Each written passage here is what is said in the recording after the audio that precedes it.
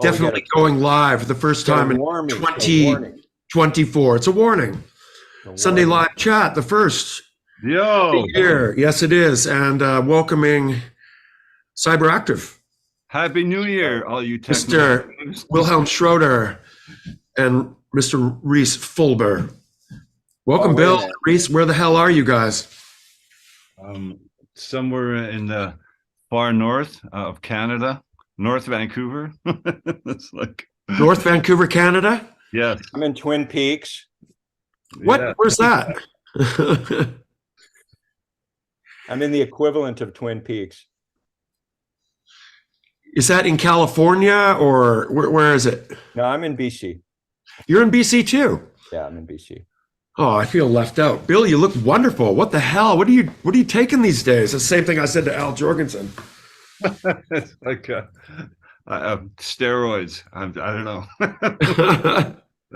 Yeah, cutting a deal with the devil, doing all that kind of fun stuff. I think it's the electronic music that keeps you young. That's the secret, Good theory. Don't listen to like shitty music. I don't know. Just one of those things, Like they said, that picture you just showed me of Al, he looks amazing too. That's just like,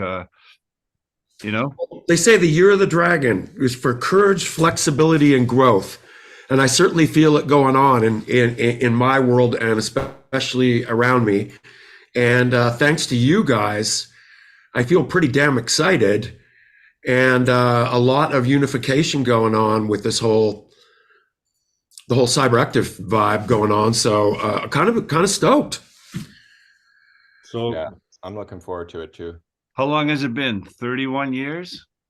Yeah, it's crazy to think, isn't it, that a band would make their second album and then 32 years later, maybe, Bill? Okay.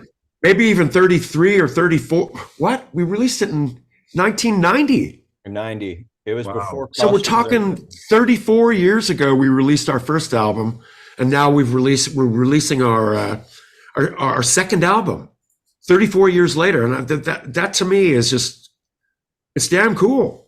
Hey, and I was actually in the studio when you guys were doing that record. I don't remember what I was doing. I was there for another reason, but I remember being in the studio for like an hour when you guys were working on it. So Vancouver Studios? Yeah, the room with the MCI console. Yeah. Yeah. What were you working on, Rhys?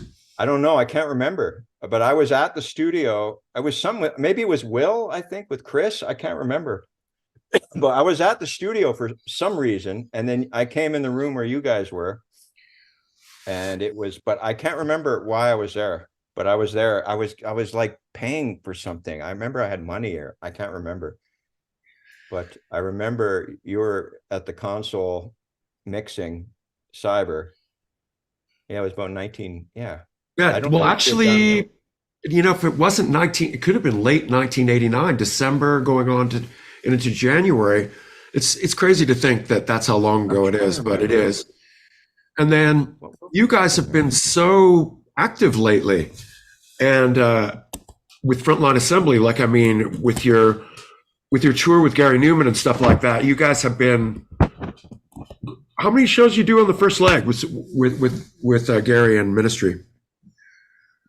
That I don't know. I know how many we're doing this time, but at least in the 20s, right? It was like 22, 23 shows. I would need to consult social media because I can't remember. Yeah. It was those. You guys were all over the place, and you're about to do it all again. And you guys, how long? Not that one. Come on. You know what the best part of this picture is on the right. You see Michael Balch's shoulder because he was wearing a cowboy hat, and we cropped him out of the picture. Wow, I wouldn't have even noticed that. Look at on the right. How long have you guys known each other now? Right. If you look way over on the right, you see a little slice of the cowboy hat there. I can now. Wow, I didn't even know that's what happened. Yeah, I remember, Bill, and Dave Jacklin took the picture. Did he really? Yeah. Well, that I believe. That's a great photo. You remember him, Kevin? Dave Jackson? Jacklin. Jacklin. No, I don't remember Dave Jacklin. He was like a Vancouver photographer. He used to live down on Alexander Street. He was kind of a character. That's our cabaret Voltaire pose. Yeah. It is. That's like the cabaret Voltaire 1990, pose. 89 era picture. So this was the first leg here, Rhys. So you did like a pretty fair number of shows there by the looks of it. Last year, spring 23 tour, and now you guys are all lined up to go do it again. Is John still with you on this coming leg? John's coming. I just talked to John yesterday. John, Big John in the pick on the drums. John Siren is Return to the stage again. You guys must be pretty stoked because after seeing a photo like that, I mean, come on. Yeah, it was a fun tour. It was one of the most, other than the I versus Spy tour, this was kind of like that kind. It was as fun as that tour. Yeah, it looks like it. All good guys, all having fun, and great to see this happening. And also, you know, it must be fun to be around everybody when they're having fun. I can see smiles in this picture all around. It was funny. My head looks too big. You know, it was funny on the tour is Al seemed to really like Bill. Like anytime they'd be in the same place, Al would go, "Hey," and walk over. And of course, weird, right? It was kind of weird, but hey, it was good, you know. Like it was funny. Gary looks pretty happy too, though. Gary's always happy. Yeah, he's the only guy that like I've ever seen like actually during songs would compliment the other bands and say this is the greatest and best tour I've ever been on, and I'm having such a great time. Such a pretty giving guy, you know. Not many artists will do that, but he did, you know. And so Gary, that was pretty flattering. Gary has unwavering enthusiasm for music and performing. That's for sure. Even now at his age, he still seems loves it. Completely excited about what you guys are about to go do. He's posting about it. Oh, he loved. Oh, look at that lineup. Hold on, where's this thing where Gary's posting about how excited he is? Look at all this stuff. You guys, yeah, this is Gary Newman here. Can't wait. He's excited. He's such a cool guy, Gary. You know, this is today, by the way, too. So it looks to me like, look at all those sold out shows too. We're competing with your last tour, which was a pretty amazing feat in itself, and will go down as history as one of the most epic things. You know, it's a good way. It's a good way to to wrap up 40 years. I'm telling you. Are you coming, Kevin? Am I what? Are you coming? Yeah, I mean this is my favorite venue in the city to hear and see a gig. To be quite honest, it's a good venue. It's the best sounding venue, I think. It's a good place. Yeah. And it's, so I don't know. Oh, really? Oh, you'll love it, Bill. It's awesome. I don't get Hollywood Boulevard. As long as you guys don't make me hang out in the audience, then I'll come. Because I don't want VIP all the way. I don't want to cause trouble, you know. So this was Bill 10 years ago. 7, isn't it? 7 years ago? Oh, 10. This is 10 now. 10 years ago. We made a return to the Commodore, and it just, I don't know, man. The years have just been whipping by.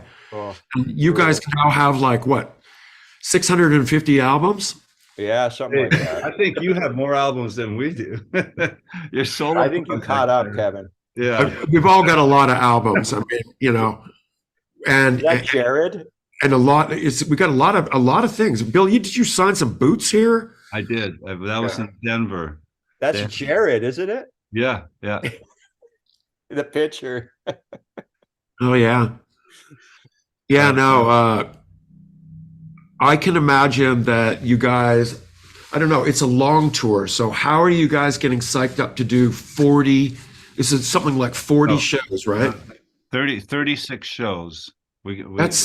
That's a lot. Like that's intimidating.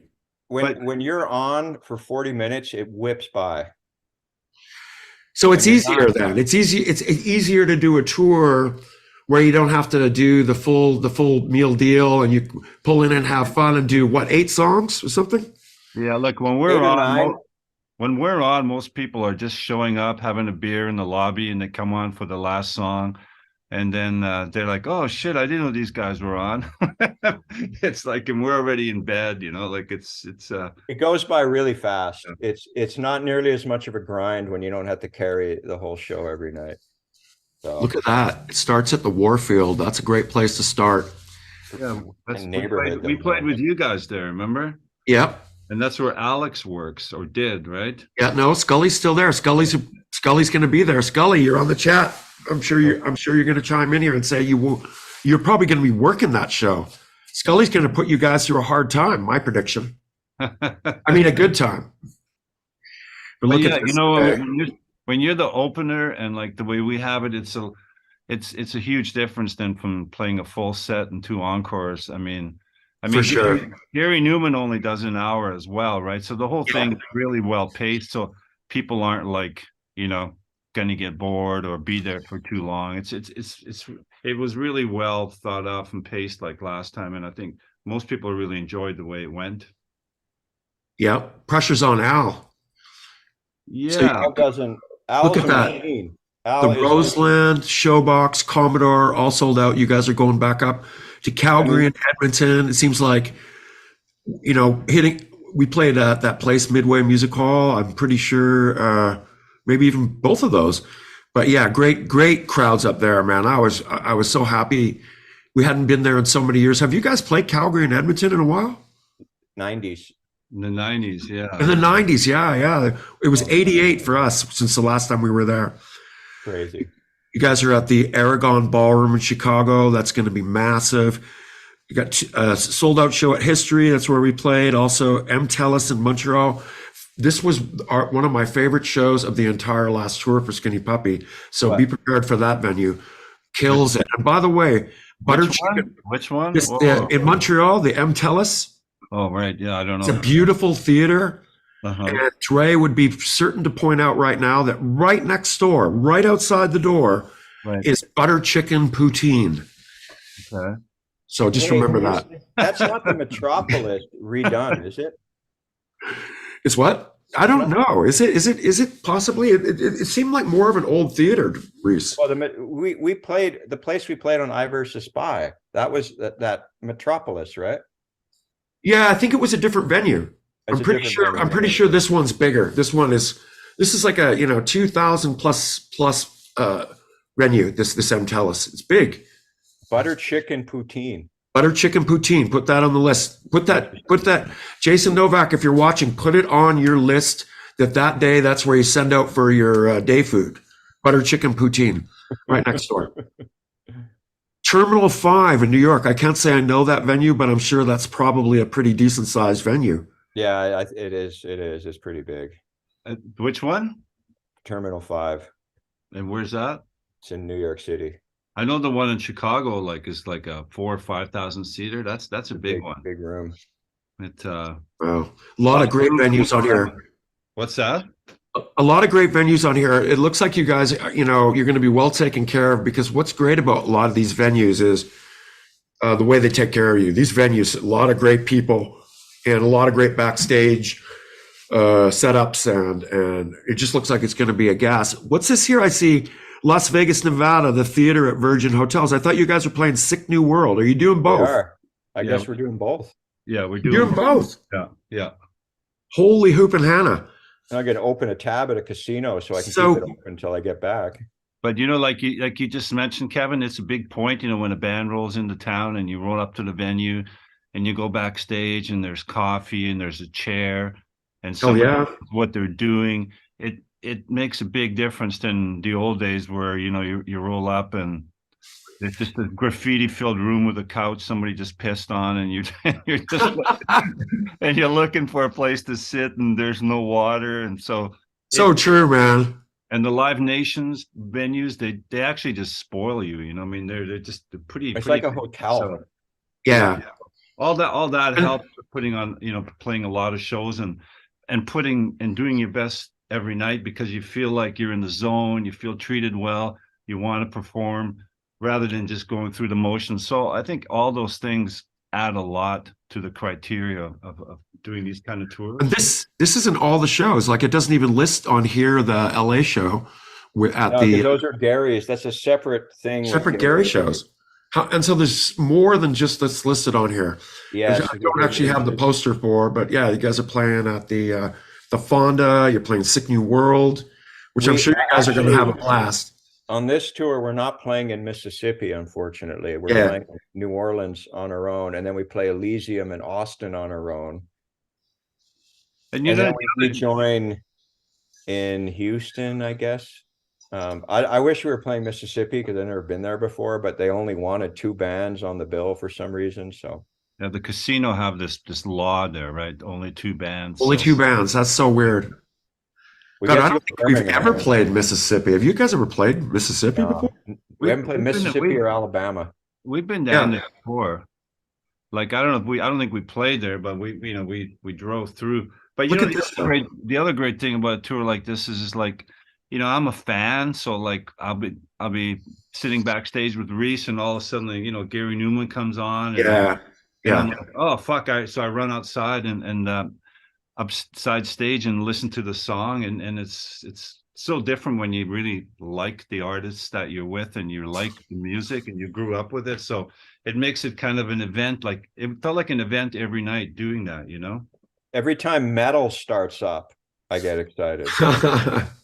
And all those guys are such nice guys. You know, there's no Yeah. the other great thing, there's no real egos, you know, nobody's there Oh. to prove anything. Everybody's cool, everybody hangs, you know, it's not like first band's trying to be better than the set, you know. I mean, it's just a great tour. Everybody's mature, older, you know, cool. Everybody go out and get your tickets, because what's going to happen, my prediction is the CyberAktiv album is going to come out and everybody's going to be saying something to you about it on the tour. So I hope that, I mean, you already have all these plans made for Frontline Assembly that span throughout the year. So, I mean, to add in an album, well, what I'm trying to say is I think the CyberAktiv album turned out really good, guys. And even above, oh, by the way, you are going to Europe after. Let's talk about that first before we get into CyberAktiv. Yeah, I think we're just going for a few shows this time. Yeah, it's just there's no real, you can't really tour in Europe in the summer. Everybody's busy at the festivals, you know, like Yeah. that's all there is. Nobody else shows up for anything else. So I think we're just in and out for a few, and that's it. I just wanted to play with Icebreaker. That's what motivated me. I said, "Fuck, get me on that tour. Icebreakers on that, you know." But that's I've never heard them. Are they good, Bill? Who? Icebreaker. They're well, you professional. know, if you've heard of Rammstein, then I mean, you know, what can I say, right? I don't know. Yeah. They're very professional. They Yes. sound, it's similar to Rammstein, but honestly, they put on a pretty pro show. Yeah. They sing in German. So when you They sing don't in have German love. over there, I think you get a bit of a leg up. So, you know, Well, yeah. we have one song on the album that's sung in German. Hey, by the way, when I saw Al, he looked a little different. Big up Al. Looks Yeah, cool, he looked a man. little different. It looked just, I guess it's no dreads anymore, and maybe the eyebrow piercings are gone and stuff. But oh, big wait a up Al. minute. Is this a new picture? Yeah, Yeah, Oh, Kevin he looks took that. different. he does look different, but it's Al. Big up Al. Looks younger. Yeah, luck. yeah. You guys got to share your formula. But my prediction is that well, Bill and I were talking earlier, and even he said my favorite song on the new CyberAktiv album isn't even one of the new videos, and same with me. Are you the same, Rhys? I'm trying to think what my favorite is. I really like The Fright. Yeah, that one and Meine Traum, and those are my two favorites. I like The Fright a lot. It's like I just feel like that one's got a lot of everyone's elements in it. And also Splot. I'm a big fan of Splot. Yeah, Splot is. I mean, I like all the songs, to be Yeah, I honest. like all the songs. I can't wait for everyone to hear how the album flows, because in actuality, the first time that I heard it, when you guys sent it to me, it was in order and mixed, and so I was like really taken back by, wow, the first song, and then the second song just really hits hard, and then it's like keeps on hitting you, but in different ways all throughout the album, and that was really like really blew me away. Is the variation, and I really got to say, Rhys, in working with you on this, it's like you really blew me away. I know I've talked with you about this before, but I don't know publicly, but man, you really fucking were a great guy to take like a bunch of ideas that have been compiled and been kicking around, and you took it and made semblance of it. And then were you the guy that also produced Bill's vocal in this? Or was that more of a no, Greg Bill went and recorded the vocals with Greg, but then he sent them to me, and then all the vocoder stuff I did, and then some of the manipulation. And I think we started with a couple frontline things. I started taking Bill's voice and cutting it and tuning the cuts, and Bill liked it because Bill was like, yeah, do that. Yeah, we wanted it to be like edgy, right? Yeah, so I would just take the vocals, cut them, and then tune the cuts and create a whole other part with the vocal, ultimately like having like vocal, like what was sort of a vocal delay became a sample, and then I'm tuning the sample and moving it around and then creating another riff with it. So, but like as far as like working on the record, it was really it was easy. I don't want to say easy. Easy is the wrong word because nothing's easy, but I was really inspired on this record because there's the main thing I did was I would just listen to what you were doing. And then there's a lot in there already. And then once you listen to what's there, you already had so many things to go with. It's like, okay, I'd figure out what are the notes, what's the riff? Okay, here's the riff. I can fit these chords in. And then right away, you're already, sometimes it's easier when you have like a parent, like it's like, Right. it's like if someone gives you, here's 5 ingredients, make something with these. Right? Yeah, exactly. Focuses Good you. point. So, Well, you really nailed it though, because sorry, I would just listen to your riff and go, okay, now I can go here, I can go there, and it's all going to fit together. So it was like, honestly, Kevin, I blasted out almost a song a day. I remember how quick you were sending me ideas. I mean, you were so on it that I was being blown away. I was going, wow, I couldn't believe it. And then, so the progress on this was moved really quickly once you guys had the time to like, I guess you said, okay, now it's CyberAktif time. And you went boom, and you guys went hard. And I got it back kind of like all in one go, mixed. Well, actually, we all waited to hear what Greg really would do. And to be quite honest, he spent like 3.5 months mixing it. And I really think that this is like one of the greatest mixing things I've ever heard Greg do, because it is just absolutely blows my mind. Well, he's got his own world there with all his stuff, just the way he likes it. He's not on like a commercial studio clock anymore. I think Greg works better when he has time to. Greg's not Greg has a way of working that's not necessarily conducive to a time constraint in studio. Yeah. So I think his home setup, he can really tailor what he does a lot easier in that environment, And he doesn't need to get to learn the room. Like when we used to take Greg to other studios, he'd have to figure out the room, what it sounds like. And he's got a new hobby now. He's a photographer. Yeah. There he is.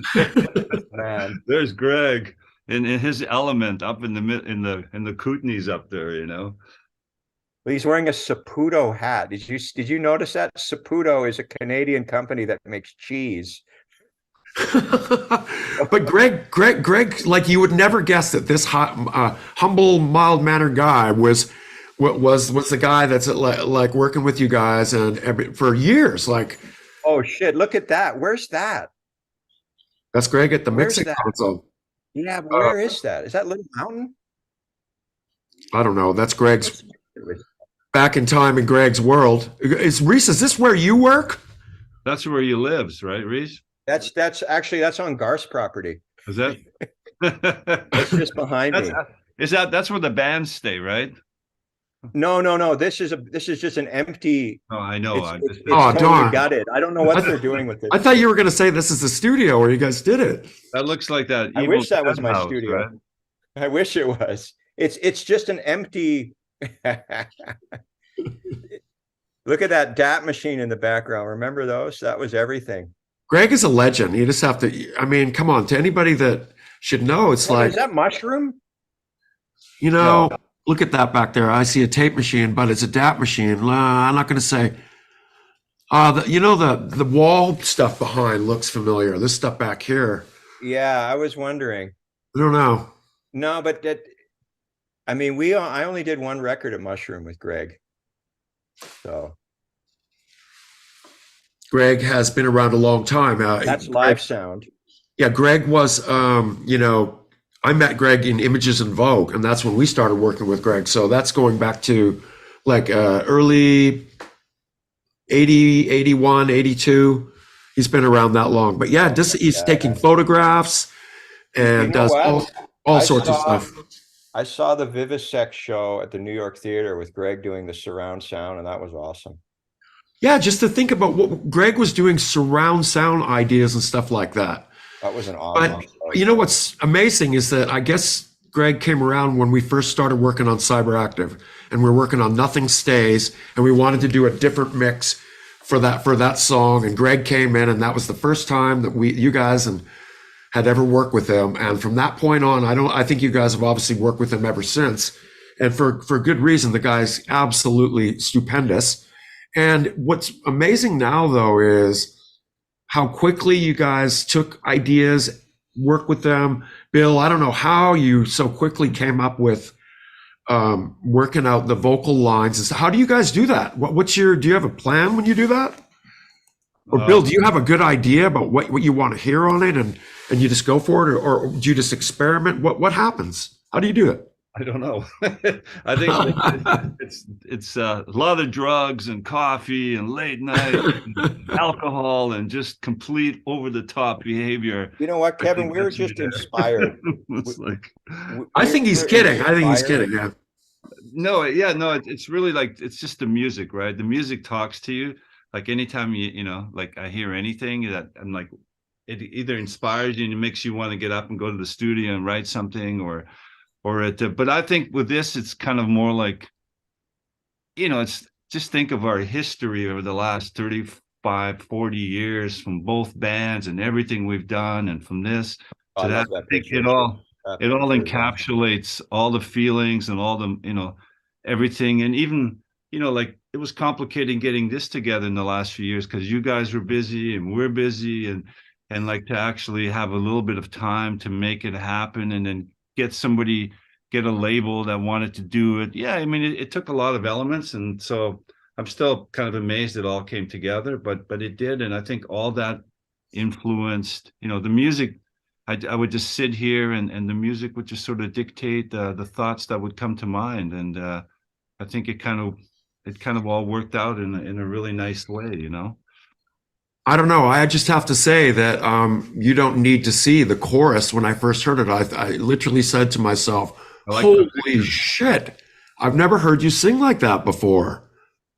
Like, honestly, I mean, I know you as being like more like this aggro tech type dude. And it's not really, not within my first thought to think that that's what I would have heard. But nevertheless, the end result is so, for me, like it blows me away because it really is pleasing to me. I mean, I love it.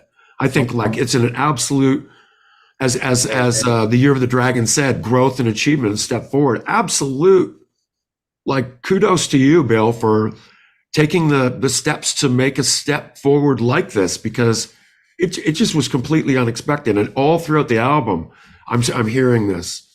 So I don't know if it's a testament to Rhys, you and Bill's long-standing working relationship, or your also your relationship with Greg, but also welcoming me and having this result has just blown my mind. So I just have to really thank you guys. I think having your tracks kickstarted everything because you already got such a distinctive sound. There's no one else that sounds like that. We have the legacy and history of Skinny Puppy. I grew up around it. Bill was there. So I feel like we all understand what it should be in a way.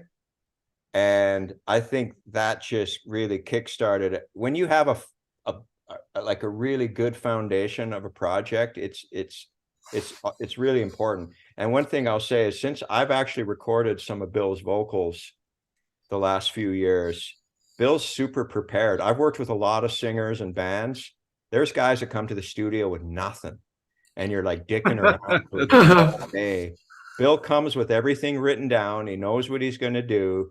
He's, you know, I think over the years, I think everyone's just gotten like better and knows how to be a pro and just shows up and doesn't waste anyone's time. And I think like, That's amazing.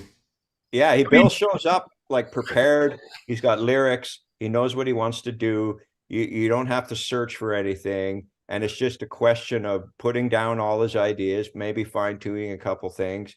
But his preparation, like I said, compared to some people I've worked with in bands, Right. Bill's really prepared. But Bill, Bill's had a lot of experience along the way too. I have to say, though, really shows in like every single album that you make and everything. I hear growth, but I'm proud to say that the most growth I've ever heard in one single leap and bound is on this album, Bill. I mean, it's just like, my God. Labatt's 50. Labatt's 50, Kevin. This what? There's Labatt's 50 on the. Oh, there's a Labatt's 50 beer. Yeah, this was. What's really funny is this was our first tour in 1985. I love those. So I remember at this moment I was saying I don't see us doing this when we're 60. So I think we're kind of lucky. I mean, Bill, we used to hang out here and listen to the Liaisons Dangereux and get. Where's that? Wait a minute. Where's that? That's Faces. Yeah. Is that Denman Street in the background? No, it's Faces. This would have been Seymour and Robson. Yeah. Okay, I didn't know that. The corner. It was a dingy little club here. I thought it was like Denman Station or whatever that place was. Oh no, that's Channel 1. You're thinking of. Yeah. No, this was before Channel 1. This is Faces. It's really like what we called like the more harder edge beginnings of where, when Bill and I and everybody, when we first started hanging out and talking about all this heavy duty music, that this is where we would go hang out as opposed to the Love Affair. Really, this was like the more underground place at the time. Now that Vancouver is such a real estate driven nouveau riche hellscape, I really miss old Vancouver. When you think about, oh my God, yeah, the record stores we used to have in a small city like Vancouver. I know. It's sad because, the whole element when I was there, basically seeing everything is like I was just searching for something from the past. God. Even though I'm having like a memory, every block I'm having like about 5 memories, but yet I'm grasping for something that's like, still there. And it's kind of sad. I was in the city the other day on Granville Street and I didn't know where I was. I had to look around and I looked at the street sign. I was on like the 600 block of Granville Street. I had no idea where I was. So. But Bill, what does it feel like to come all this way from these days and like 40 years ago and to be here now? I mean, certainly you probably couldn't have expected it here in this picture that night when we were taking this photo that did you expect it? Could you have thought this could be possible? It was so beyond any realm of expectation or thought. Yeah. The whole story from how we met and it's like it should be a Netflix series, about 8 episodes of how we met and how we got to where and everything that's happened in between. It's an amazing story, and like for all of us to be chiming in right now still and being this much older and stuff, it's pretty amazing. And all the things that have happened this year and last year and this year that are going to happen. So it's pretty hard to put into words, except I feel pretty blessed and fortunate every day to have all the people that I've met and that have been around me, and you and Rhys and everybody else that isn't in this picture right now that contributed in such massive amounts on friendship side, on every side. It takes a village, right? Yeah, how about Zombie Dre on the album? Dre kicking it with me for the last several years, working on these demos. And big up to Dre and his element put in. Also, Eric Peterson, working with him on one of the ideas, the first one, a single trace, and classic element there, the sound of Goldberg. And also Guilherme Stella Pires from Sao Paulo, Brazil, bringing elements to our latest song "You Don't Need to See," and each person bringing their own style, like Guilherme, those crazy sort of like drum roll fills and stuff like that. It's a cool track, that one. I like that one. Absolutely brought it all together between people from all nations here, and people were asking, well, how did I meet these people? And I wanted to say, well, a lot of you I met through the Patreon here, so it's just absolute evidence that the community that's been created as a result of all these things on Patreon has actually given rise to this. So it's pretty exciting for me to see now, Bill, when I'm sitting here in my studio, I can actually like sort of sit there and say, I may have an idea what to do with all this gear now. Are you going to go on tour or something? Or what? Well, no, I'm sitting. Usually I'm sitting with a setup like this. It's like around me. That's good. Now I kind of have an idea that if I make demos, I know where a good place to send them will be. Yeah. That is, if you guys are still up for more. You heard that, Rhys, right? Yeah. Yes, I did. Wait a minute. I'll hold you up to that. Spirit?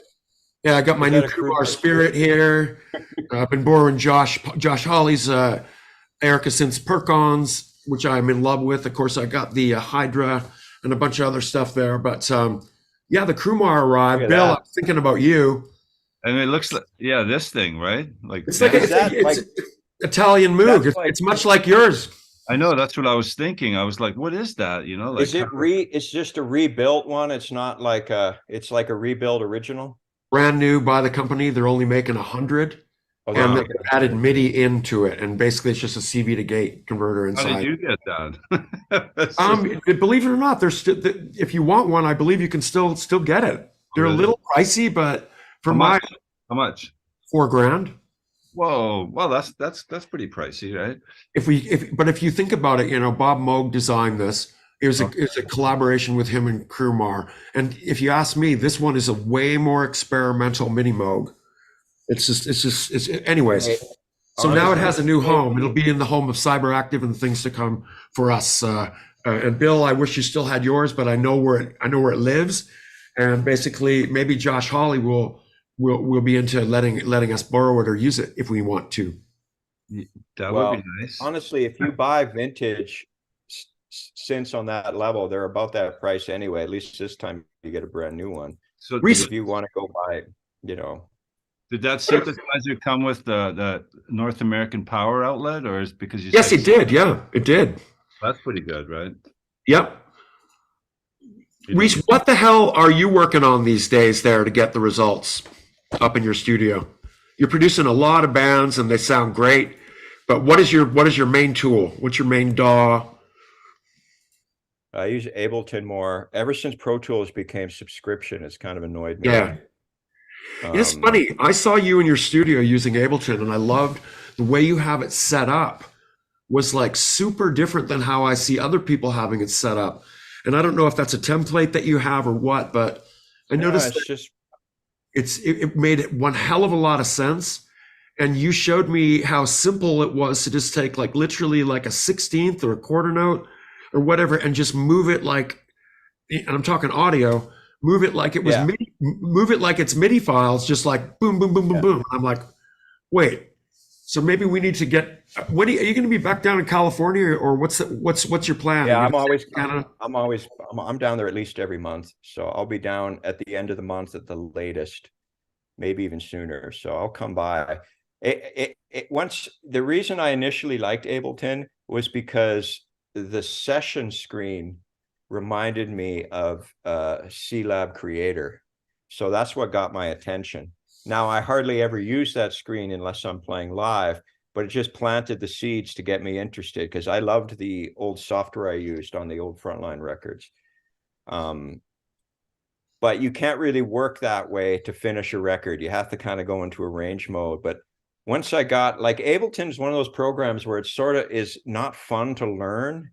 Like if you've ever used Electron machines, learn how to use them sucks.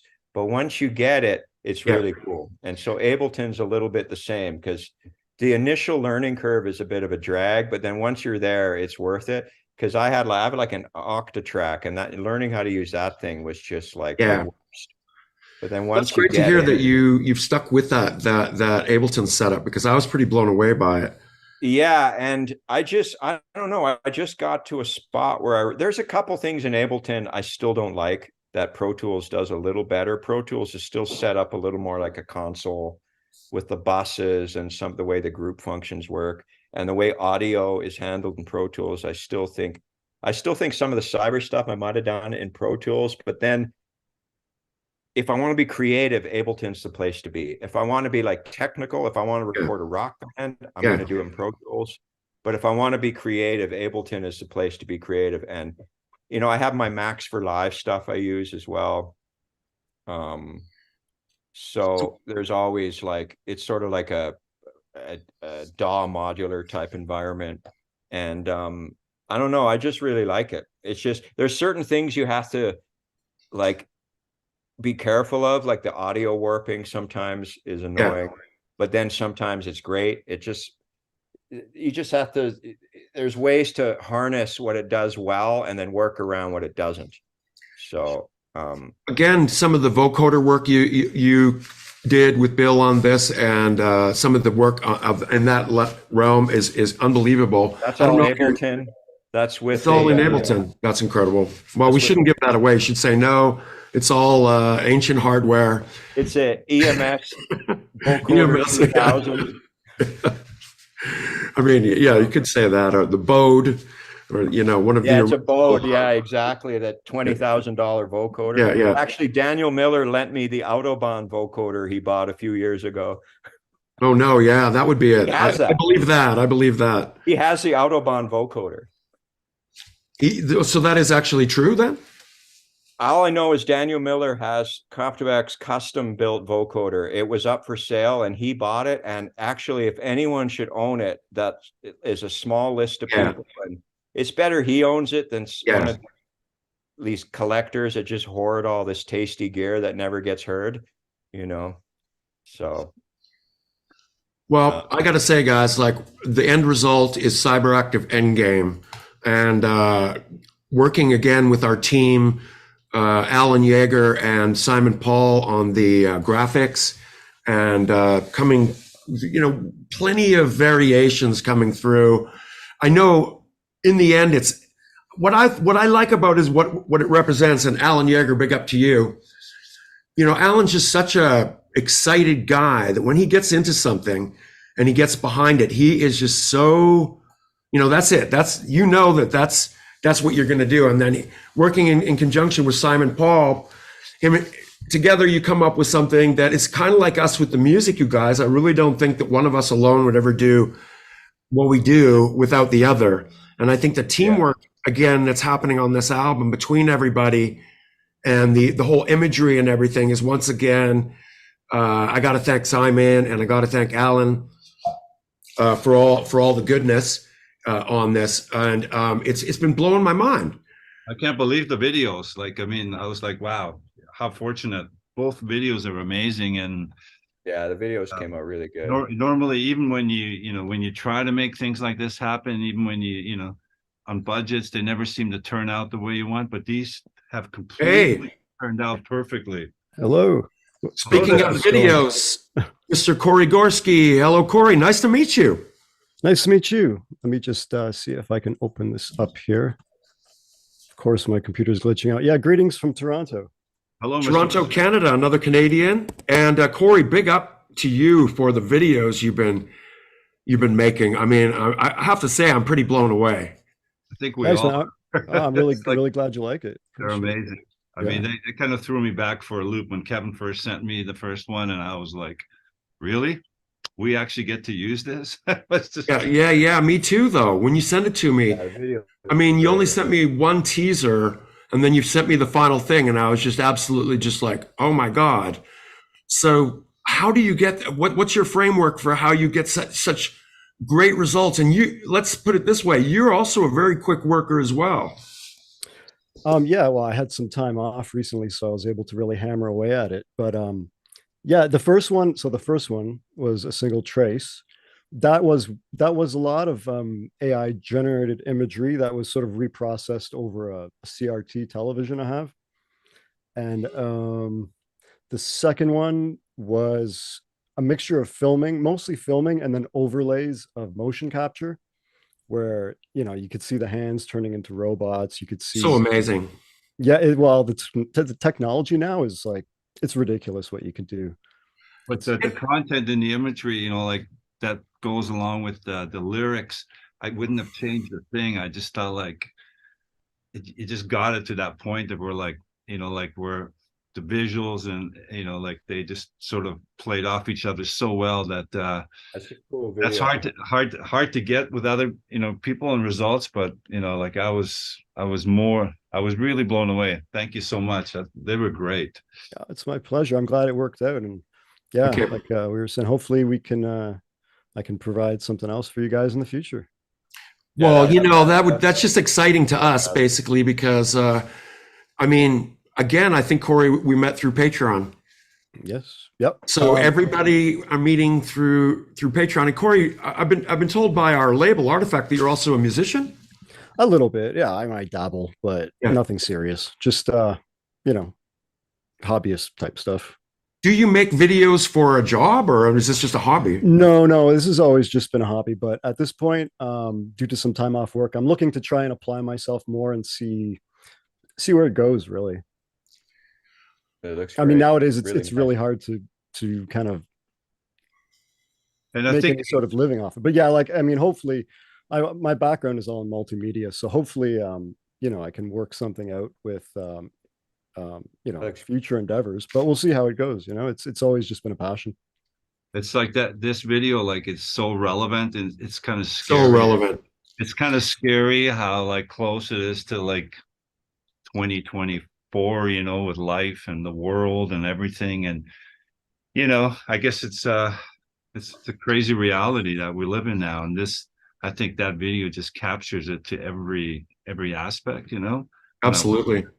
It's the same with the new video too, where it's like you had some people like making a discussion about AI and about, AI. But in fact, the future is like, that's exactly where we're headed.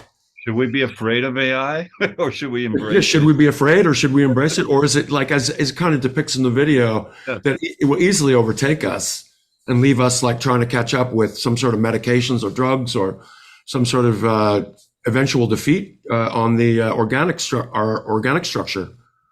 I mean, isn't that the big question now? Where are we going to go with this? Are we damned with it and damned without it? Or like, it's kind of a bizarre place to live now, right? In the world with all this technology and AI. I think it's the landscape now. Someone was saying, why use AI in a video? And I thought like, well, CYBERAKTIF, there couldn't be anything more suitable. Yes, than this band. Really. Remember, Bill, when we thought of the name and everything, this is exactly what we were thinking about. Yes, I know. It's too profound. The whole thing is so weird. Yes, it's a highlight for me, definitely my music career, and to be part of this and to see this, and yeah, it's like. Didn't you do also one for the Tear Garden? He did. It's actually for a song off my album Night Flower that I did with Edward Caspell. Fantastic video. That was the first video that Cory did with me, which surprised the hell out of me because of how it just made me feel. It's so in tune with the music. And then you also did the video for Anger is an Acid, my tune that I did with Chris Corner and IMX. And I got to say, again, it just really, really, really blew my mind. And I'm super thankful for you, Cory, because you're again an artist that we've interacted with that I just cannot believe the results every time. It's like, okay, it's like this new 2024 growth feeling of expansion that has just really just blown my mind. I never saw this coming. So thank you. Oh, you're very welcome. I mean, I can only put out what I'm inspired by, right? So, it's just trying to be reflective of what you're giving to me, and I'm trying to mix it up and give it back to you. So, yeah, man, it's all good. Yeah, it looks fantastic. It really is. Absolutely. I think the thing that has also been said is that there's like many people we know are super into sci-fi and like Cronenberg or anything that the old school, and many of these people have hit me up and said, congratulations, Cory. He's just fucking nailing this. So, you know, I think it's an achievement. So thank you so much for that and everything that you brought. I hope that we can do more. That's for sure. I know that you're a busy guy, but if you do have more time, then be anxious to have more. Awesome. Yeah, I'm up for it. I'm game. I hope you're getting as much out of it as we are, because I get, you know, like, to me, it's like the final crowning of the project, the music, the thing. Isn't it? Come to life. That I hope you get something out of it as well, you know, like. Oh, like, believe me, I am. It's a thrill. It's a thrill to be working with, you know, some of my favorite musicians and, you know, being able to take it to that level. I mean, come on, pinch us. This is just too good to be true, fellas. I mean, we released a single, and I mean, initially we thought like, oh, great, we got a great graphic for it, but we had no idea that, you know, the videos would come along and really just open up the door for the next level. So I think that the overall, the way this has flowed, you can see that it was the best-selling album when it came out here for the first day or two, and so it really has done great. And as Bill was saying, some of the songs on the album that we've made 2 videos, but our favorite songs haven't even been touched yet. So we're kind of excited about that too. Oh yeah. The label picked these songs, and you know, Rhys said, yeah, you know, let the label be the label on these. So we were like, okay, you know, like, because everybody has a different perspective, but you know, I want to get, you know, we should give a shout out to Jasek from Artifact Records. Definitely. For sure. Putting this out, and he loves those videos, and he's really behind this whole project. So he's been amazing. I mean, in the sense of the old days, Bill, it kind of reminds me of like those critical people that you have to know to get something good done, like Stefan Herbig or someone on the label that just had everything that they could do. Gary Livermore, another one. Gary Livermore. You know, it's like, you know. But yeah, you know, it's just like he's really, you know, you have to think too, there's not like a lot of labels out there anymore to begin with, you know, so like that are willing to do this kind of thing. So you know, it's pretty grateful for that. Yeah, thank you for your support in the on the Bandcamp page. If you guys want to find it, CYBERAKTIF Bandcamp, there it is right there. Okay, we're going to take it looks like we got about 30 questions here. Cory, I don't know if you want to hang out. If you want to hang out, you're more than welcome. But if you're not, then just thought I'd give you. Let's go to the phones. Yeah, let's go to the phones. Yeah, hello. Who the hell is out in the background there? Steve Pulls says it's going to be a good year. Jordan Turner, how did it end up collaborating with Guilherme Pires? Well, that's come about as a result of all the rest of the guys here through Patreon. Here, why don't I put this up here so you guys can see what I'm looking at? A few questions today. Yeah. Thank you for your questions, by the way. Okay, excellent. Can't wait for the tour. What about a tour, you guys? Well, I think didn't Kevin, didn't you say, like, I don't want to just be up there with 2 keyboards and a drum set. You wanted something spectacular, and so maybe having Cory here. What about holograms? You know, like remember that band Angel? Like you've heard, right? Like now all the big casinos are going to start replacing live acts by like bidding on hologram concerts. Are you kidding me? No, it's like it's all over the radio. Like, yeah, so like ABBA did one, you know, for $1 million, and they're going to do it with bands that are gone and new ones as well, rather than just actually bring live bands in. So maybe Cory, this is the future. We do a hologram concert with CYBERAKTIF, you know, and then it just gets sent to all the casinos or whoever wants to, you know, like that's the future, I think, to some extent. Yeah, I could do a hologram FLA for sure. You don't even have to leave the couch. It's perfect. I mean, but that's the new thing. That's what they were talking about. I think they're asking about CYBERAKTIF here. Right there. I'm looking at roadblocks. This was no roadblocks whatsoever. It was just like the Autobahn. Question: Bill and Rhys obviously have their way of working built on decades together, and you have yours. Did this create roadblocks, and how did things work out? Was this mostly file sharing, and did you also brap with them? I think we did brap once on one of those. I can't remember one of them, but mostly this was just smooth sailing. It's like, yeah. In fact, file sharing's fine because you work on an idea, then someone, I think it's okay. I'm so used to it now.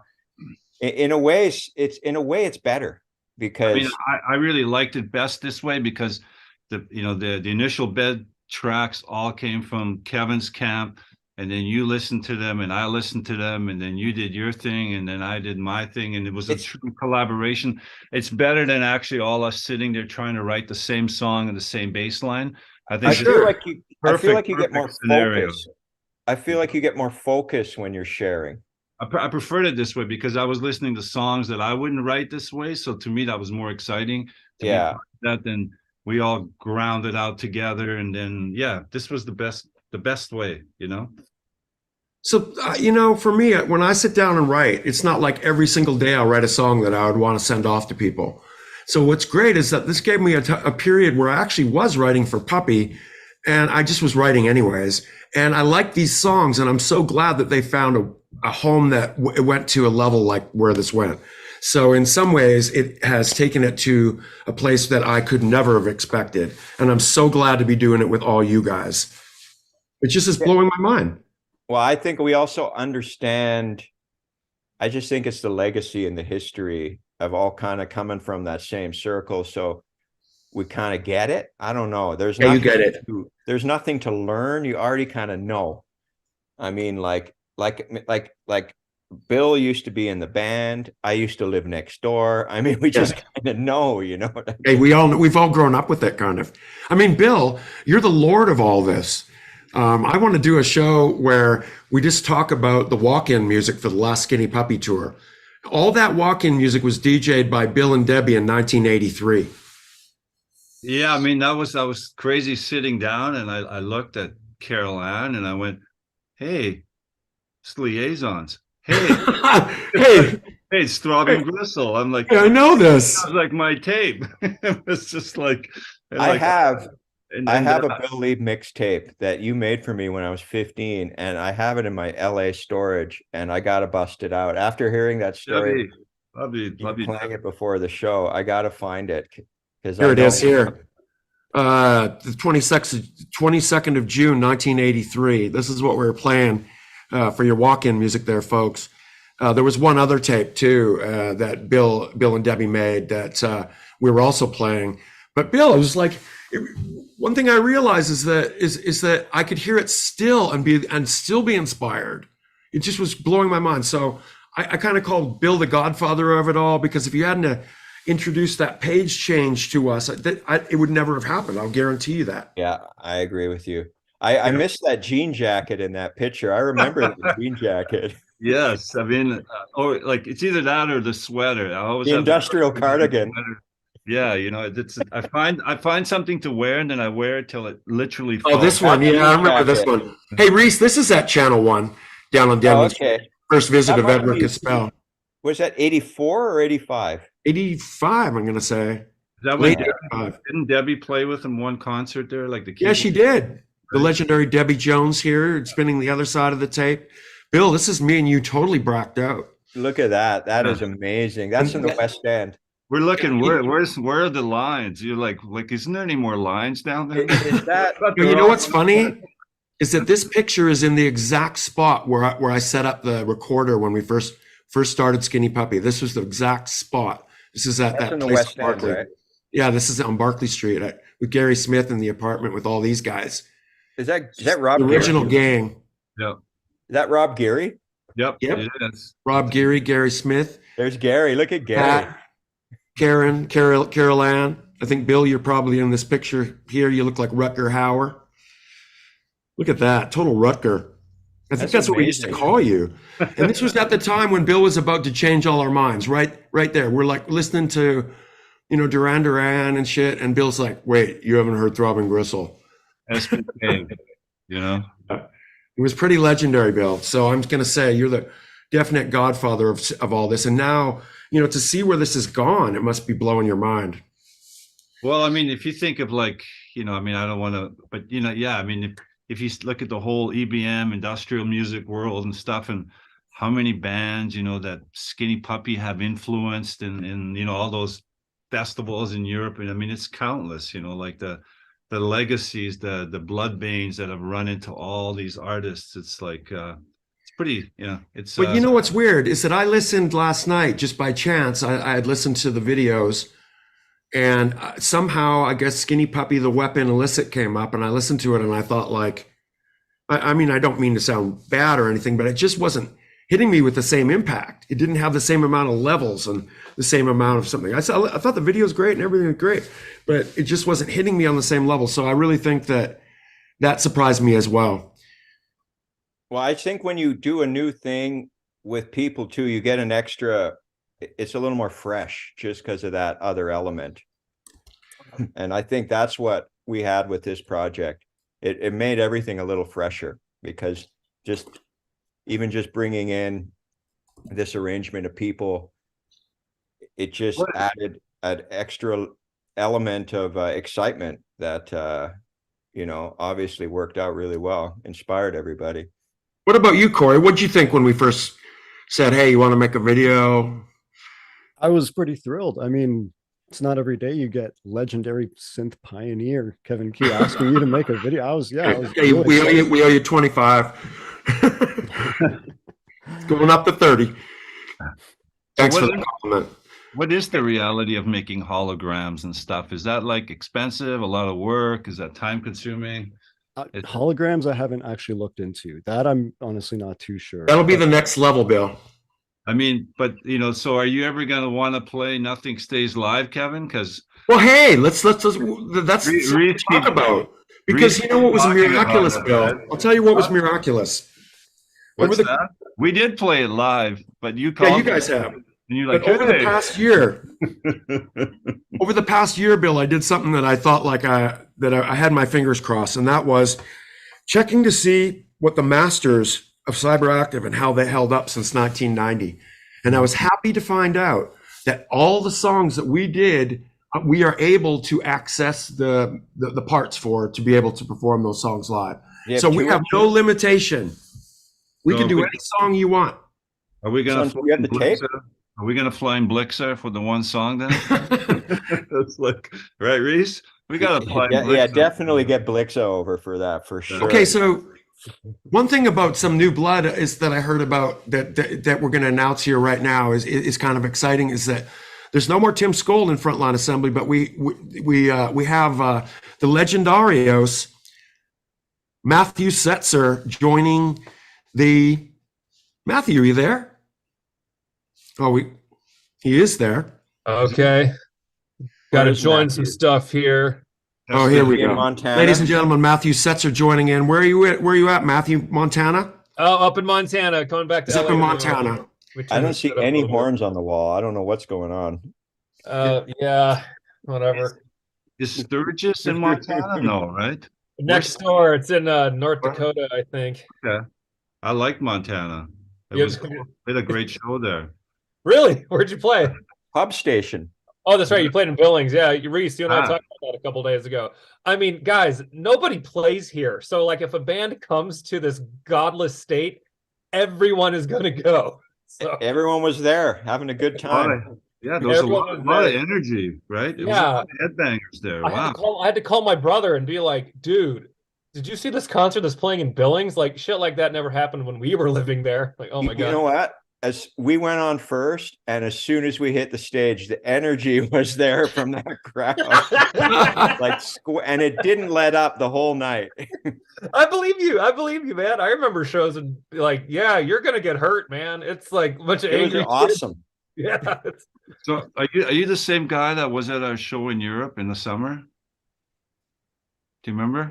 Oh yeah. You mean at Wave Gothic? You mean earlier this year? Yeah. You were there, right? Back. Yeah, of course. That was good. I was yelling at Rhys between the fence, and he was like looking around. He's like, who is yelling my name? I hear an American like yelling at me here. What the hell is going on?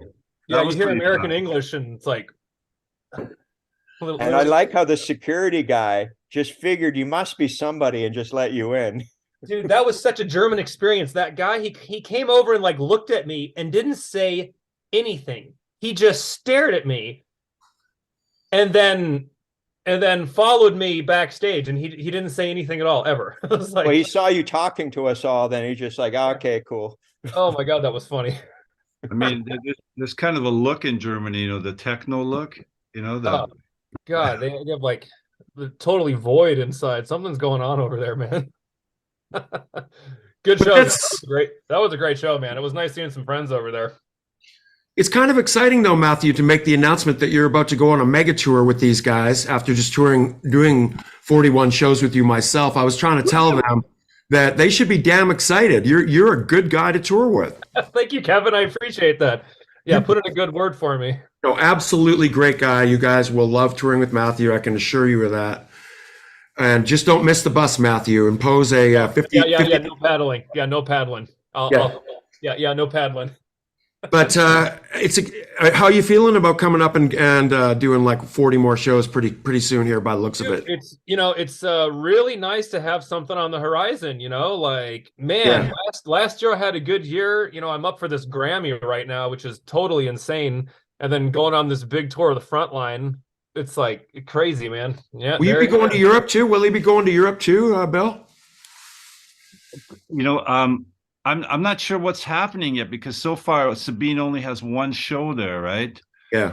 And then the way they pay and the amount it takes to fly there, I think I'm not sure. Like, I have no, like, how many shows she's going to do. That's too early to tell right now, right? Yeah, it has to make sense. And but are you okay with doing solos and stuff there? Hey, Rhys, are we doing all the solo guitar parts on this tour? Yeah, man. Heck yeah. You mean like take everything off the tracks? Yeah, for sure. Well, I have some Steve Vai CDs I want you to listen to because we're thinking. Oh yeah, I taught that guy everything he knows. Is that how you do it? So we're not gonna have Rhys. We're not gonna have to say anything weird about Puppy on this tour, because we got Matthew with us. We're gonna have to be nice guys. You got a double agent. Puppy's retired. Puppy's retired. You can say whatever you want. Oh my God.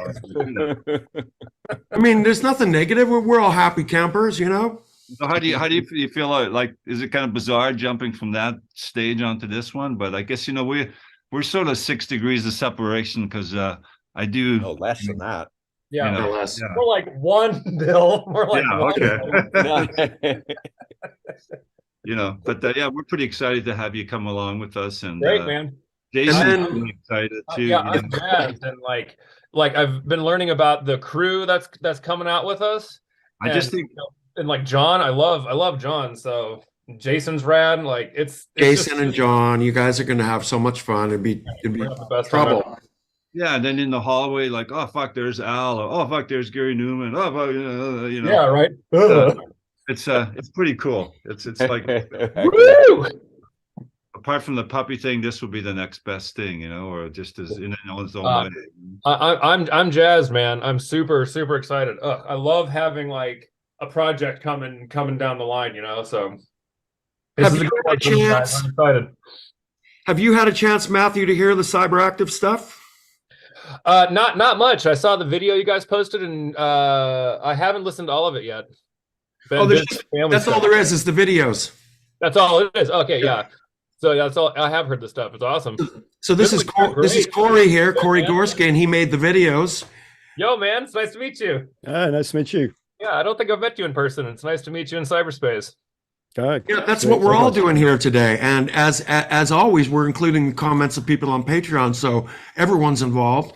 Eric Clace, as I've said this before, it'd be great to see at least a few CyberAktif live shows happen this year, particularly like Cold Waves. Well, I think Jason's like already trying to poke us. Reinhard Abarca, excited for this live chat. Would love to hear the demos for this release at some point. Question for Bill: what inspired the lyrics for eNdgame? Well, like I said, like, I think now I'm kind of a world person, so everything I see and hear and I respond to, like I said, the whole AI thing, and I'm just have a lot of concerns, a lot of worries, a lot. I don't believe a lot of things I hear nowadays, like what the whole world is putting forth. So I think all these things just, and also when you're doing lyrics, like, it's kind of got to work with the music, with the groove, with the beat, the feeling of the thing. I think it's just a bit of everything that gets me to where I need to be with that. What I really liked is how Cory worked with the visuals of the lyrics with the songs and really tied, like Cory, I know you requested the lyrics so that you could get the deepest understanding about where to take things. And I think like it's so on point with what, as Bill said earlier, with what's going on in the world today with each video so far, each issue. Is that kind of like what you were thinking, Bill? Is he touching on that, the thoughts you were having? Yeah. I mean, and also, I don't like to, you don't want to like preach. You don't want to, you don't want the music to be depressing or the lyrics or like be too opinionated. But I just think just the overall, world vibe, I get affected by everything in here and see and read every day. And so I think all those elements come together and also CYBERAKTIF to me, which is, like I said, the whole AI technology, are we going to eat plastic in the future to survive? like Soylent Green. Yeah, that's where these videos connect with that, like the whole virtual thing. Absolutely. It's all connected. Thanks to Cory, even greater now, though. All those things like contribute to, I think, to a lot of the themes of the lyrics of this whole album, So what are we going to do if the album eNdgame starts to like take off and then people want to see it? Like, I mean, is there going to be a time when we maybe will, I guess, judge by how it gets released and see what happens? But could you prepare yourself for something like that? Well, you're gonna have to roll out the Drumosaurus and Rhys Yeah, Woo! and maybe we'll get Matthew out there with us as well. Yeah, Matthew is already in the chat for it. We got the crew right here and the other boys online here. Call me. And Cory's going to do the visuals, so we're kind of set, right? Yeah, I'll do it. full-time job, guys. Ted Weeks, very excited for the chat and all that lies in store with you guys. Thanks for starting our new year at such a high point, I'll say. Yep. Pedro, will there be a possible physical release of one of the singles from the LP? I think they're just going to be digital for now, and video. Yeah, there's going to be the album, hardcore album vinyl. Get that, because it's double pressing. Glenn Campbell enjoyed your previous chat with Bill and Rhys on the CYBERAKTIF album. Looking forward to this chat. You guys need to tour as CYBERAKTIF. May I suggest playing at the Concourse here in Knoxville, Tennessee? I would love. We played in Knoxville in 1989, and it was kind of a cool place. Yeah, it's the only time I've been there. Skinny Puppy only played Memphis, Tennessee one time in 1986, and we never returned to the state of Tennessee. Memphis. We played Knoxville. Never once. And Well, someone you broke played Nashville, into our haven't you? van and passed What's that? out. You've played What's that, Nashville, Matthew? haven't you, Kevin?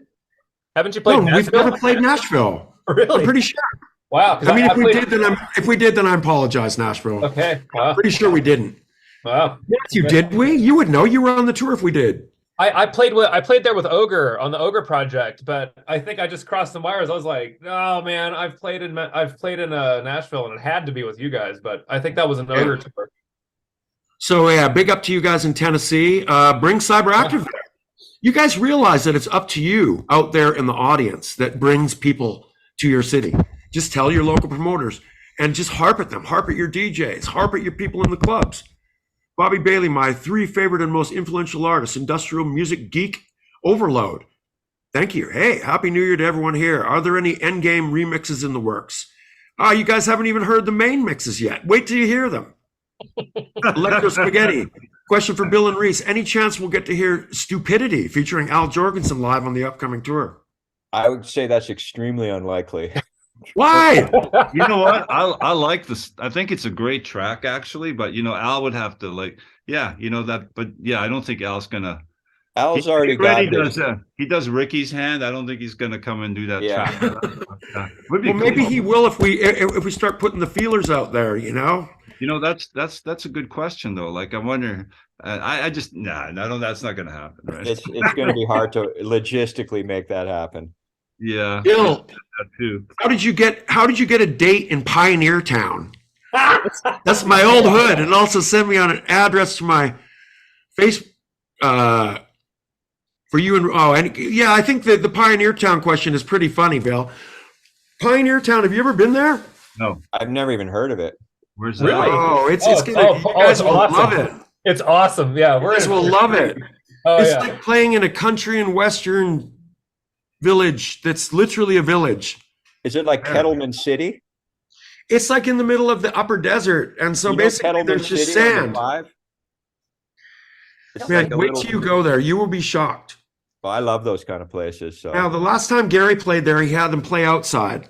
So I'm thinking that you guys may not fit inside Poppy and Harriet's on the inside because it's pretty small, but it's, you know, pretty cool. But last time Gary played there, hold on, when are you guys playing there? March? at the end I of think this it's the tour. 6th or the 5th of April. Okay, so it early still April. could be pretty chilly, but hopefully by then it'd be nice. April sounds good. Yeah, so yeah, go and support Gary Newman and Frontline Assembly in Pioneer Town. I mean, that is unheard of. Matthew, you're going to go there. If you're there, we're coming out. Heck yeah, this is great. Yeah, you guys should spend the night. We should hang out all night. It'll be awesome. There's a really cool, yeah, it's a really cool place, Rhys. I know It Kettleman. is. You will love it. I mean, I'm not kidding. Yeah, AM questions on a single trace. Are the repeated vocal parts are samples, or is it the use of samplers still featured heavily on the new album? That'd be for Rhys. It's the audio chopped up in Ableton. It's a nice job. Do you use what's that program called that everyone loves to chop up vocals and audio, and then Melodyne? Do you use Melodyne? No, I do it by hand, man. Yeah. Wow. Okay. I mean, come No on, everyone shortcuts. can do it by hand. You want it done right, you got to do it by hand. You know, no taking the easy way out. Hey, Oh my I've had God. sessions where I realized the tempo was wrong and I'd already recorded audio, and I realized to time stretch everything is going to sound like crap. So I had to edit the entire song by hand. If you want it done right, you got to do it by hand. So And I've seen him do it, and he has a very good method with his template. So, Rhys, I want a lesson on how you set that all up and everything next time you're in Cali. Brian says, I love these chats with Bill, Rhys, and you all vibe so well. Yeah, we do. It's obvious you're good friends with so many great minds attached to this new record. I'd like to know some of the inner workings of making an album like this. Is everyone assigned a certain area, or does everyone just keep rotating in and out and adding bits and pieces till the song feels complete? I know Bill is on vocals but does anyone else have a say on lyrics? that's Bill's world. I mean, That's Bill's when world. Kevin had the grooves and the riffs and the basis, then he sent it to me, and then I kind of did some arrangement, added some other parts, maybe put a chorus in here and there, then give it to Bill. Bill does the vocals. So in a way there was defined roles, but it just was real natural and played to everyone's strengths. What was nice about it, to be quite honest with you, was very much like how I used to work with Dwayne. So, you know, like That's good. what I love about it, Rhys, is that the original idea remains intact, and it just Absolutely. grows. It grows into this large, That's what you got to do. greater mechanism. And that's what I was so blown away with, because that just hasn't really happened as clearly since those days for me. And that's Well, 27 because years ago. It's like, you know, when I'm producing bands, my job isn't to be the star. My job is to make the band awesome. You know, And you've really learned your craft, Rhys. I mean, so like, you just I'm take blown what's away. there and make it shine. You know, Yeah. So your riff is in there is really good. So I'm going to take that riff and I'm going to develop it and make it the highlight of the track and just support it with a few other pieces. You know, that's what you do.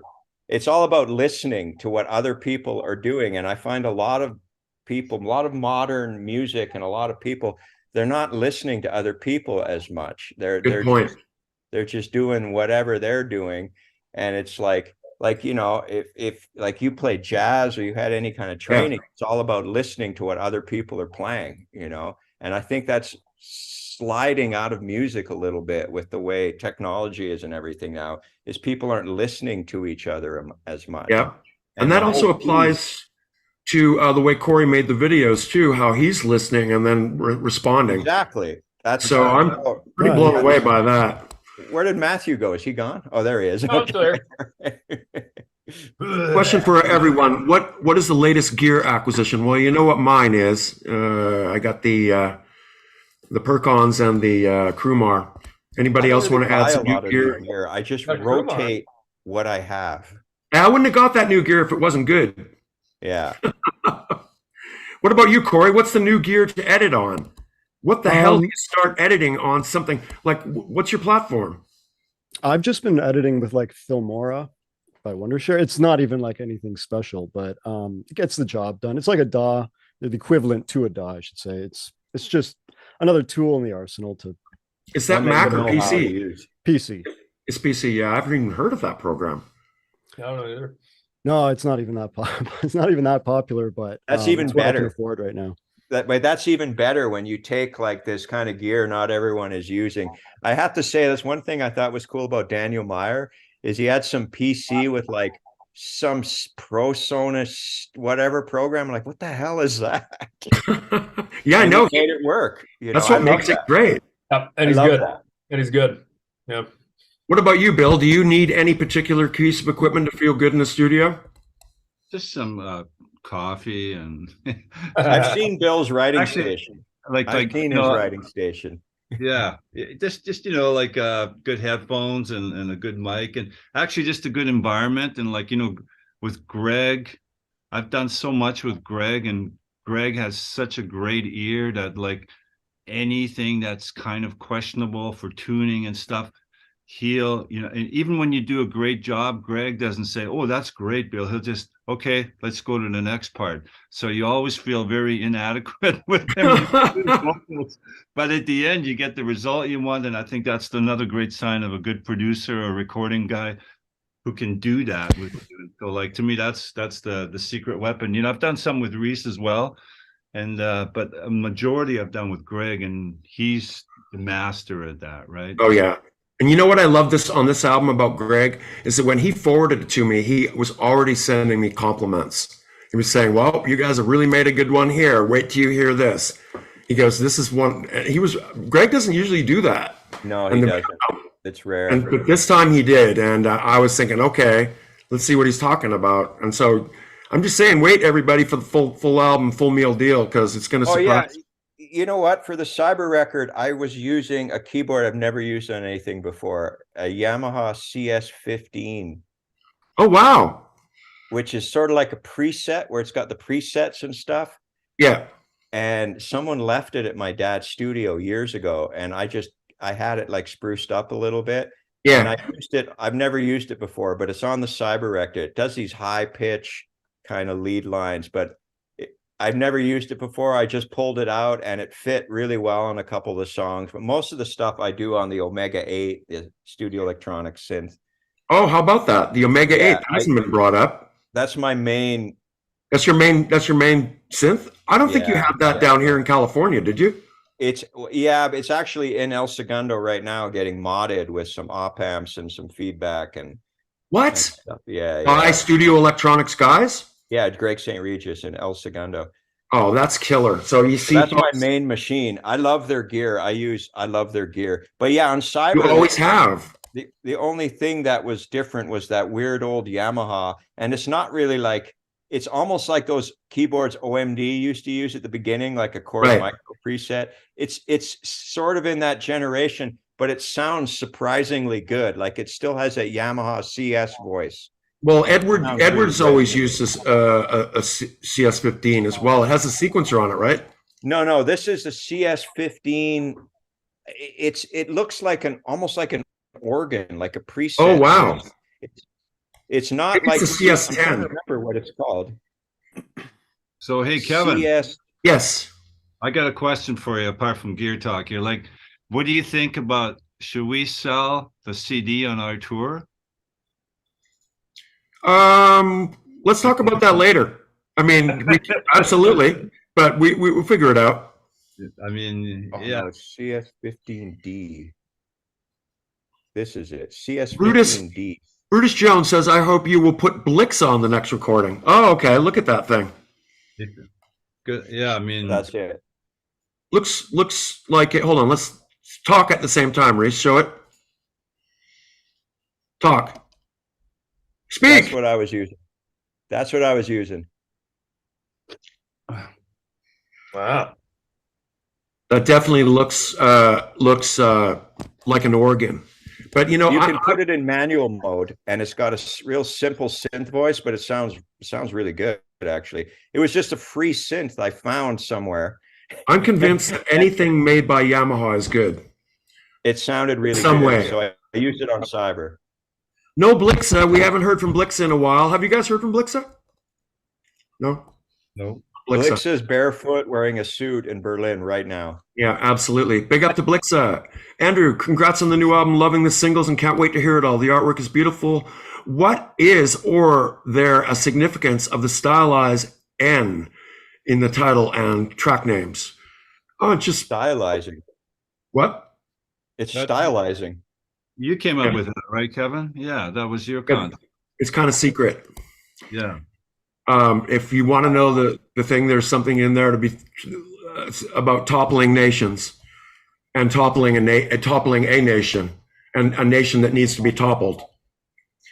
You get my point? North America? No, I'm just kidding. AM new single I is know what you great. mean.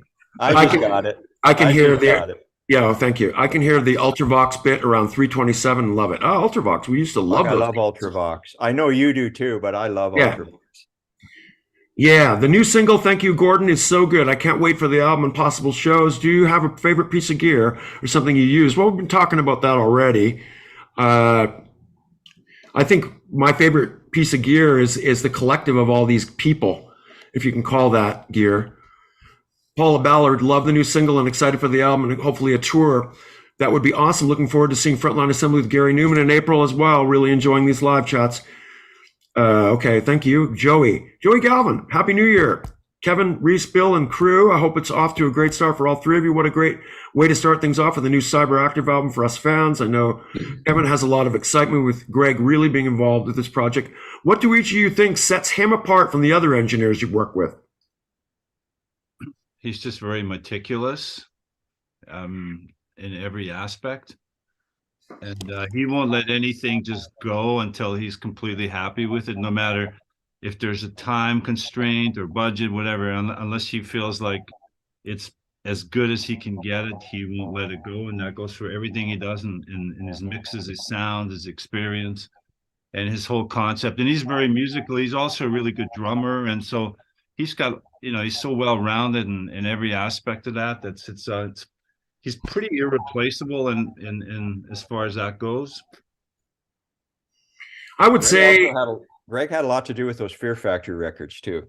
Yeah, he's just so well versed, whether it's metal or country or pop or whatever. He's just got the perfect ear for everything, and once you work with a few different people and have had a few near disasters, then you even appreciate Greg more, Yeah. Someone listening to the chat back there in the background. Turn off, as I used to say back in the day, turn off your radio, man. Charlie Bailey, love the new CYBERAKTIF singles. Please tour this project if possible. Can't wait to see Bill and Rhys again in Minneapolis in March. No, Tim Skold will not be there. He will be replaced by the lovely Matthew Setzer. Is the cat out of the bag? Does everybody know Matthew's on board now? I guess so, right? Yeah, it is as of right now. I think that's what today is. Okay. Yes, that's what today is. And then as well, beware if Matthew wears fangs, you guys. That's all I have to say. Yeah, we want you to look Hugh when that happens. You. We want you to look as scary and uninviting as possible, right, Rhys? That's right. Like absolutely. Threatening. I think they may encourage the fangs, Matthew. I can do that. Yes. David Miller, the first two tracks make it seem like Kevin Rhys vibe so naturally together. I think we were just talking about that musically. Yeah, we kind of is it really your first working together outside of Rhys remixing Puppy? It is. It is. Yeah. Much looked forward to, and now it's here. Any surprises at Rosen working together? Yeah, how fucking good it turned out. Any funny moments you'd like to share? I think like what's great is that we've all got a fucking amazing friendship, and I look forward to all these great moments that are coming down the road. Oh, and Bill, you're responsible for so much of my favorite music. Thank you for all pushing forward with your approach, vocal delivery, and processing. Your style remains consistent but consistently evolving. Really feel that you never rest on your laurels, and you know what? You guys haven't, man. So JC Snow, Mr. Leeb, whom are your favorite painters from the old masters, from old contemporaries? Wow. Well, there's probably pick one. pick one, Caravaggio. Oh, you see, he's experienced. I bet you didn't expect Caravaggio that is answer. awesome. How about number 2? Leonardo's got to be in there. Mr. Fulber, do you use a fancy phone, a DSLR, or an old-timey film camera for your photography? I have way too many cameras and they're all sitting around me. So I got this one, the Sigma FP. I got this little Olympus rangefinder. My whole camera world is up here. I have a whole pile of vintage lenses. I got way too deep into photography. It's kind of like gear. Oh, but I you're got good at it. Olympus OM1. This might be one of my favorite cameras right here. It's a 1979 Olympus. It rules. I got a Contax. The picture you posted of the shed is this thing. It's a Contax N1 with a big Zeiss lens. Wow, look at all that gear. This one does double exposures built in, which is the main reason I have it. So I got way too much. I got way too into it. I have too much stuff. I actually sold some and I still have too much. But most of it I do on this Sigma, which is like a camera not a lot of people use, but it's Do you and Greg compare notes on photography as well as not at all. No, not at all. That's crazy. Wow. Photography you know is what? weird. Like Greg's a professional now. photography is If we almost tour, more will it be all us on the bus? But can we get Greg really as well? As long as he has his golf clubs, I mean, yeah, I think you know, Greg's a player. You know, he is. I mean, photography is more opinionated than music, if you can believe that. I believe so. I believe it is. Corey, what's your Especially with thoughts? You your- must have a good camera over there to do all this work. I got have I got a whole bunch, so it's like, but yeah, they're all unique. They're all like it's like buying synths. They're all a little different, you know. Yeah. Corey, one camera. You Oh. can pick one. I've got an Axe 2000, Sony Axe 2000 downstairs, but like honestly, nowadays you compare that to what you can create on an iPhone. It's honestly, would say that I usually, if I just blind A/B it, I'd go for like the iPhone footage. It's Wow. ridiculous what you can get now. The new phones take incredible video, to be honest. Yeah, Yeah. that's for sure. How's that for a technical technology answer? God, I can't even speak today. God. Holger says, I would have too many questions, so I'd like to thank you for the music, aka life support for more than 30 years of SP Frontline Assembly and CyberAktiv and many more. What a time to be alive. Happy New Year to you, your families, and awesome people in the chat. Chat. Morphic, a couple of random questions for Bill, if time allows. Hopefully it's not been discussed in the previous chat. I've yet to catch up on it. Bill, we all know you love those big bass lines. Who's your favorite bass player, and do you ever actually still play bass these days as opposed to programming? Good question. Yeah, I mean, I don't really know who's my favorite bass player, because like I think a lot of basses are like I said, most of the, you know, the world of Front 242 and Nitzareb and you know, all It's the not Mark King from Level 42. yeah. Yeah. I mean, it depends what kind of bass playing you call it, right? Or Tony Levin, you know, I just saw like Peter Gabriel and he's a Tony Levin. Tony Yeah. Levin, he was pretty good, the right? master. He's always been one of my faves. Yeah. So like, you Incredible. know, guys like that, right? Yeah, I would say so. Technical question here for you and Rhys. Rhys, where did it go? Oh, here. What would it take to get Bill Leeb to lend Rhys Fulber his Oberheim OBMX so we could hear it on more releases? Good question. Good question. You have one tucked away, Bill? What's that? You have an Oberheim OBMX tucked away? He does. I do. It's just sitting there. Does it ever come out on Christmas or play with other friends? It's sitting that it's holding up my it's holding up the gold record and platinum for the Silence Delirium ones. It's leaning against holding all those up in the basement, right? Right by That's a the worthy AFA. cause. It hasn't been turned on. I can't remember the last. Maybe the last time I turned that on was with Rhys when it dumped all the programs on hardwire. No, didn't Peterson must have used it. No, Peterson, we didn't. I don't think so. That's a fantastic sounding synth, but it's really, you know what the only thing about that synth is, its MIDI is kind of slow. Yes. So Well, it's it's actually old. better to old. sample it. Yeah, Yeah. we did. Bill, Rhys, and Kevin, choose a track that one of the others has produced that has always been important to you. Could it be for whatever reason, but great if you could explain a bit. Anyone want to venture? Addiction. Addiction. I love that record. Warlock. I'll say Icebreaker, because that's Bill on bass. Bill, that's a fantastically Bill bass line. Yeah, I mean, well, thank you. It's like, But you know that Bill also composed the choruses and many other parts on Bites to say a song like The Choke, and other parts that wouldn't have happened without Bill coming along and doing a part that went dun dun dun dun dun dun dun dun dun dun dun dun. So many moments I recall of Bill's fantastic bass line playing. I guess I was just so unexperienced and naive that I would just play what I thought would, even though, like, I don't know if technically it was gonna be or which key or which note, but I don't know. Sometimes that's the best way for electronic music to happen, is just to be open-minded and unrestricted. And I'd say so. Happened. And I'd say it was my favorite story of all my music stories is, since we got all you guys here, is when Kevin came over to my place and I had the Mini Moog sitting in front of me and I knew nothing about it. And Kevin went, okay, this is an oscillator. This is an E40, A40. He says, you have to tune them. And you have to tune an oscillator? And he showed me how to tune all three oscillators.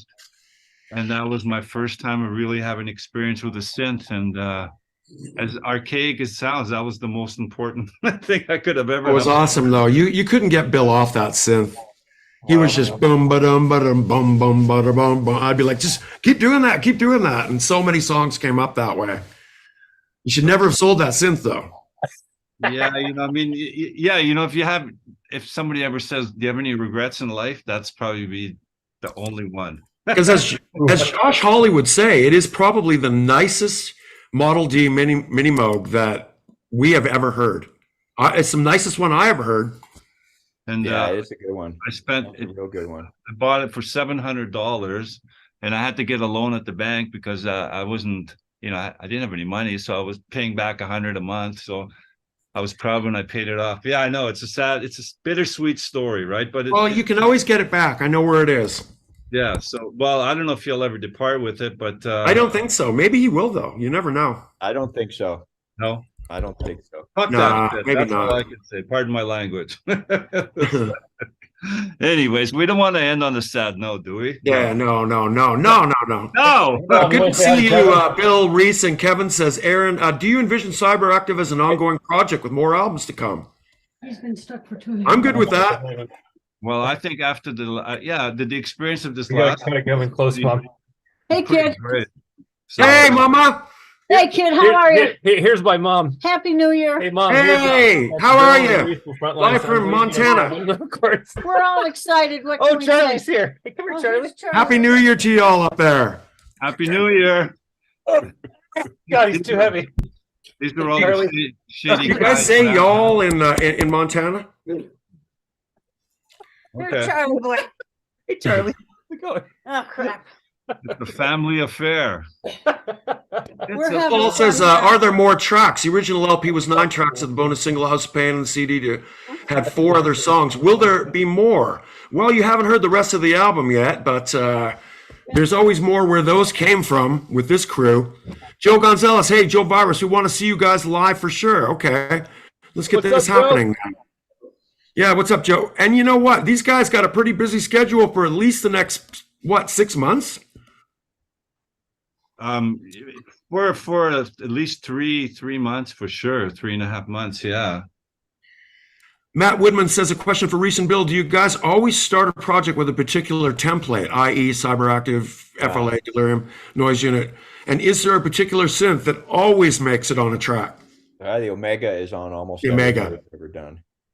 Everybody go look into Studio Electronics, Omega 8. Yeah, it's on almost everything, especially Delirium and stuff. But I use it more than any other synth. I know it's at least on a few Cybertracks, but I use it on almost every project. So Look at this question, exit. If you get to this question, Bill Reese talked about wanting to become cyborgs way back when. Still true? Well, you know, like it started with Tactical Neural, and it's kind of like I think we're still heading there now with AI, even more so than ever, right? Well, especially with this new album and the way that Cory's framed us up with the visuals. I mean, yeah, we're headed in that direction fully now, fully immersed. There's We're in no that going direction. back now. I mean, they're trying to make laws now so that we don't get ahead of ourselves. But you know, like I don't think it's true. But I don't think every country in the world is going to adhere to these laws as far as how to create AI so they can hack every entire world computer system in the world and shut down the entire world. It's all going to happen. Just it's going to take a little time. Joey's been talking about the Omega 8. Go ahead, Cory. I was going to say, wasn't it Spielberg's AI, the film, where of all people, Al Jorgensen comes out and they're burning all the robots and smashing everything? I think you're right, actually. That was That supposed was to him, be a right? Kubrick movie. Yeah. Yeah, What movie was that? Say it again. AI. Yeah. Oh, AI, of course. Yeah. It was Kubrick. It's weird how Ministry's in that movie. Yes. See, it's all coming to a full head. You here. see, isn't this weird? Soylent Green, everything. I It's thought all it was weird. supposed to be a Kubrick project, and then Spielberg took it over, I think. Right. I'm trying to remember. Or he, Something like yes, that. yeah, something like that. Joe, Mrs. Virus and I took Bill to the Kimball Art Museum to see his Caravaggio on the Artificial Soldier tour. I have a funny story about that, but you're not going to tell it? Sound Waves, last question. I can't wait for the FLA show in Chicago with Ministry and Gary Newman at the giant Aragon Ballroom. Glad to see Matthew on the tour. He has such great stage presence, and it's just all around great guy. Even forgive him for not giving me a skinny puppy pic. The 2 dates I saw on the last tour, but nothing but love to you all. I'll bring you one. I'll bring you two. You guys got to be excited. You know, I mean, you got Matthew here, you got the whole thing going. When's rehearsals going to be? Well, I think we have a couple days in LA, right, Rhys? Isn't that booked? Yes, we got 2 days at Uncle. Can I come by at Uncle? Hey, two rehearsals. Are you kidding? At Uncle? I heard it was one. I was like, Yeah. Get the big room. Make sure you request the big room. All right. Don't let them put you in a small room. Say, I want the big room. I think we got a good room. You know? Ask for the big room. They know which one. The skinny puppy room. Ask for the big skinny puppy room. Because the other rooms are not as good. Just ask for that room. You'll be damn happy. It's I'm going to Yeah, well, definitely we've been drop there. by. We've been there before. We were there Yeah. last time. Well, Excellent. first we had the shitty room and it leaked and the power died. So then they moved us into the big one, right? And I've- I let Jason know I wasn't happy, and you know, like I have a way of doing that. People like respond, and but yeah, you know, I'm pretty beyond excited to have this tour happen and this CyberAktiv release come out like 3 weeks prior. It's like, what more can you ask for? You know, if you're in this world, you know. Well, Bill, it happened to me once where I was on tour with Images in Vogue and Bites came out. And it was kind of like, it was obvious that we had to go and, you know, focus on Skinny Puppy at that point. And it was fairly obvious. I mean, I know that Frontline Assembly and everything is also, you know, just killing it. So whatever the focus is, I hope that at one point in the year we can all convene and do more work. And it's been a pleasure working with all you guys. So I thank you for that. And anybody else got anything to add before we take off for the day here? Well, I just want everybody to like embrace our new guitar player, and Yay! you know, it's gonna be exciting time, and also this CyberAktiv project I think feels kind of endless right now. You know, it feels like there's so much going with it, and all these great people involved that I mean, it's a very positive vibe, the whole thing. You know, I still feel like there's music styles that we haven't even touched on yet on that record. There's still like things. Absolutely. When people hear it, you know, that's the first thing Dre said to me. He said, this is like the combined elements of all of our work, but that because it's come together, it's created a new type of music. So when you hear the entire album, it's it's hard to digest it right away because it covers so many bases. But you know, maybe that's how. Because be quite honest, I wasn't expecting it, and then to hear it turn out as good as it did, it really is unexpected. So I just have to say thank you to the time and the world and whatever brings like good things happen when good things happen, because that's what's happened here. So I'm very, very grateful. And then again, very grateful, Cory, you coming along and making the killer videos, and My pleasure. and just all around goodness. I can't wait to see Matthew with you on stage with Gary Newman and Ministry. And I hope it continues on, that we can tour with CYBERAKTIF that way. And a shout out to Alan Yeager. I guess he wasn't around, but you know. Alan Yeager and Simon Paul, we mentioned them a little earlier. Without you guys on the visual end, we you know, it's a team. And as I said, Dre, Eric, Guilherme, thank you so much for all of your input, and Greg, really, for your fantastic mixes. Yay, Greg. Woo! Yeah. So all of you guys have a wonderful Sunday. Thank you so much for joining us here. Thank you, Patreon people, for joining in on the side with all your comments. And Happy New Year. Happy New Year. Happy 2024. Here we go. All right.